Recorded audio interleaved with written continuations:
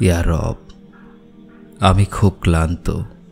আমি জানি আপনি উত্তম পরিকল্পনাকারী। আপনার পরিকল্পনা আমার ভাবনার চেয়ে উত্তম। আমি জানি আমাকে ধৈর্য ধারণ করতে হবে, অবশ্যই সবর করতে হবে, কারণ আপনি আমাকে কখনো নিরাশ করবেন না। আপনার পরিকল্পনা আমার ভাবনার চেয়ে উত্তম। আপনি তো দেখেন আমার প্রতিটি চোখের পানির ফোঁটায় অপূর্ণ হাজারো স্বপ্নের মৃত্যুবরণ।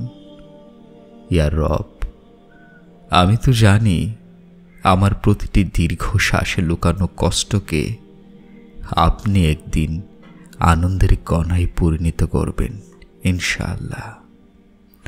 এবং আপনি আমার জন্য যা পরিকল্পনা করেছেন তা সর্বদাই আমার এবং আমার হৃদয়ের জন্য শ্রেষ্ঠ হতে চলেছে।